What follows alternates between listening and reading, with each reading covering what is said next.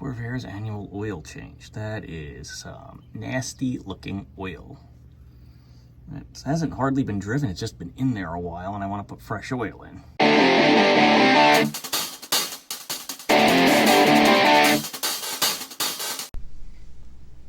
How y'all doing? I'm Big Al, and welcome back to the garage.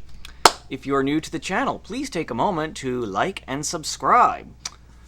So today, we are back with my 65 Chevy Corvair. The good news, she is back on the road. Since relocating the fuel pump to the front of the car, I've probably put about 10 trouble-free miles on her over the past few days. So, I'm very happy with that development. What I've been doing is taking incrementally longer drives. Started with going to the church. That's around the corner from me. Quarter of a mile there, quarter of a mile back.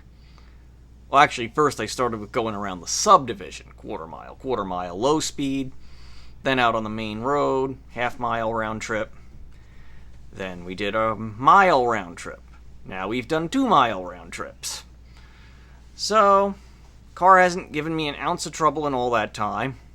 My recording this, I am probably giving it the kiss of death, but I'm very happy with the way things are going. I've put a new stereo head unit in it. You guys already saw that video. So what I'm doing today is combining a bunch of clips that I shot yesterday and today, just taking care of little odds and ends on the car. I'm going to show you how to change the oil filter in a Corvair, a nice little trick to make it easier. I'm not going to show the whole oil change because you've seen me do oil changes on this channel before in the other cars, and it's the same basic procedure other than the filter. We're going to just check the tire pressure real quick. We're going to grease up the front end and just clean up a little down below where there's been some oil leakage. And I think we're ready to go cruise some miracle miles. One last thing we got to do also is check the tire pressure, so we're going to do that too. Let's get to it. All right. So I'm in the middle of changing the oil here on the Corvair. I'm not going to show you the whole oil change, just because, you know, I've done oil changes on the channel before. Same basic procedure on all the cars. I am going to show you a little hack, though, for changing the oil filter, which is down here. It is a Wix 51038. And first things first, we're going to take our shopping bag and go around. There's not enough clearance on here because I believe this car was in a rear-end collision at some point in its life. All right. Now we've got a bag around the filter. That can contain any and all mess. All right, and it's about it's a half-inch bolt.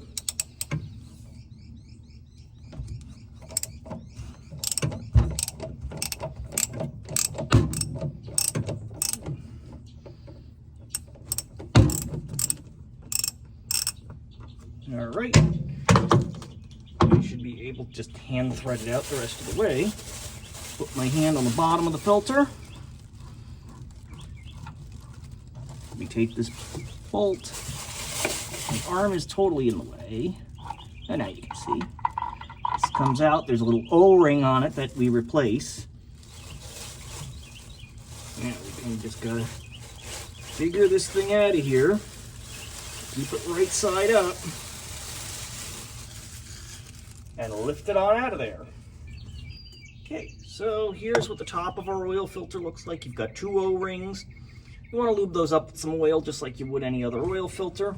I have put the new O-ring on the retainer bolt, whatever you want to call that thing. New filter goes underneath. They do make an adapter to put on a regular spin-on filter, but you can still get these, so I don't really see the need right now. I'm going to get our ratchet. Where the heck did I put it? Right here.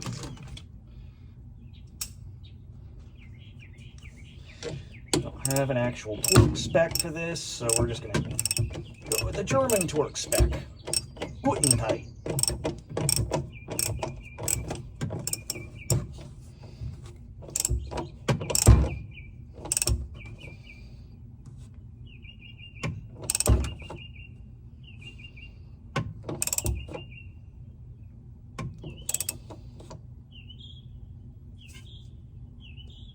I'm going to strip this out. I suppose the worst thing that would happen is I just have to put the other filter back on.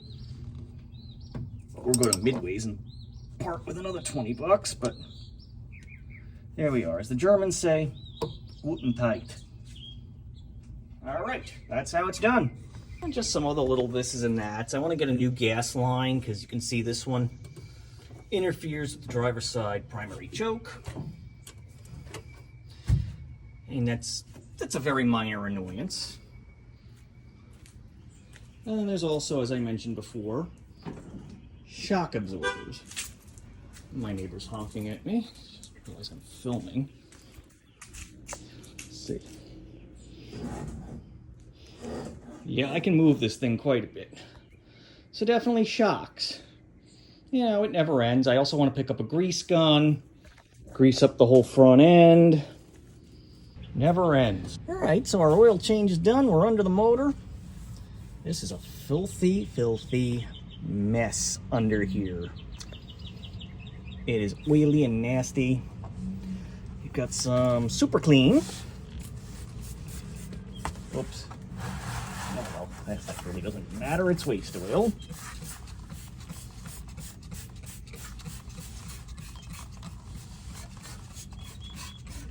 Usually Corvairs, they leak oil. It's what they do. If they're not leaking oil, they don't have any. I really should have worn safety glasses for this. But we got this super clean. It's a great degreaser and a ton of paper towels. We're gonna clean this up somewhat. Because I just can't. It gets stinky when you're driving. All this paint is coming off the oil pan, which I don't like. I am not messing with that pan gasket ever again if I don't have this. I have a really compelling reason to do so. Because that was a fight and a half.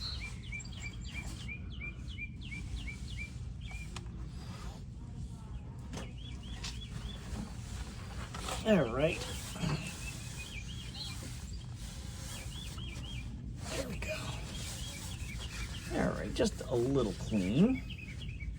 There's still just way too much oil under here for me to even dream about painting this.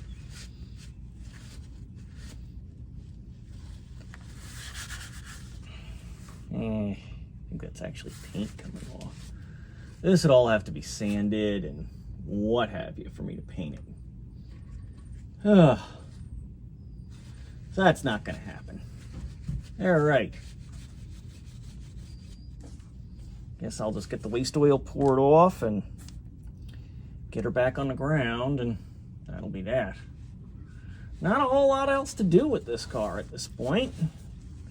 Yeah, at some point I do want to put new shocks on it, and new springs would be good. Better sound and exhaust system. There's a lot.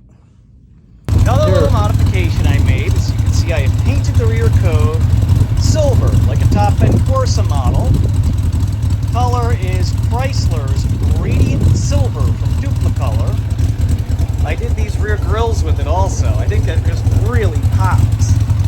My dad did the bottom grill, again, same color. I think it just, chef's kiss. All right. Here I am under the car. Get you in a little closer past that pinch weld there. Oh, the sound quality's better this time. I got a new microphone as well as a stand for the phone, so we're gonna, front end was squeaking a bit. Grease nipple here, and we got a grease gun. Let's do some greasing.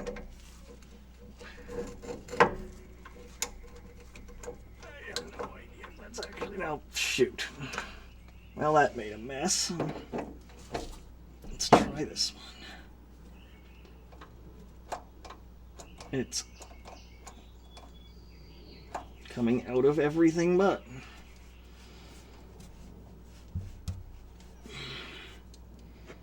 And it's stuck.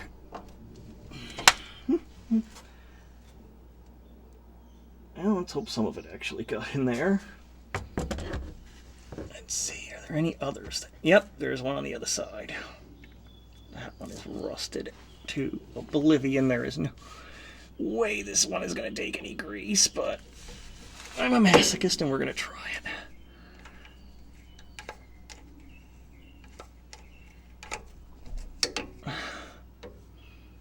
One here too. Get all these grease points good and lubed up.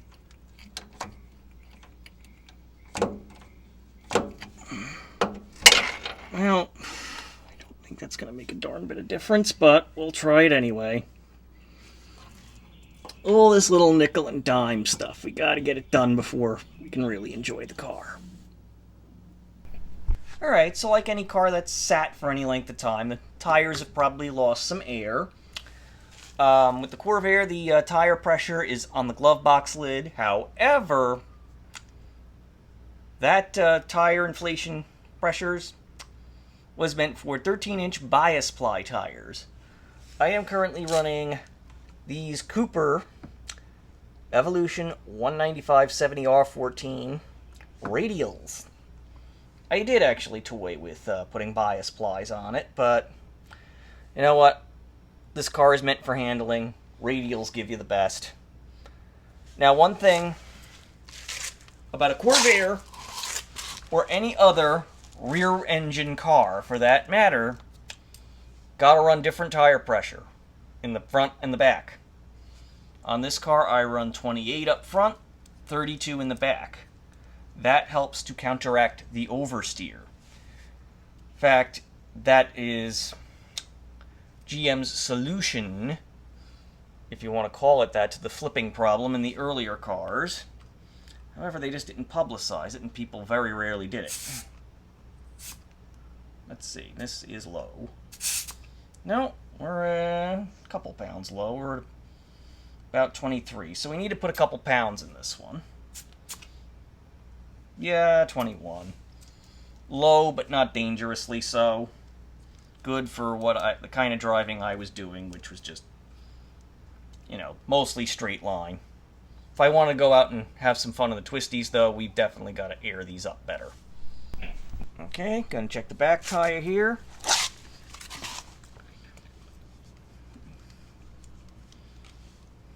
This one is 24. Okay, so neither of them are where they need to be. I'll get the compressor out, get these blown up. Then I think we're ready for showtime. Alright, here we go. Let's get these tires inflated. I'm just going to show this one because you've seen one tire being inflated, you've seen them all. And that compressor is going to make a lot of noise. So here we go. Let's put 8 pounds in this one, bring it up to 32.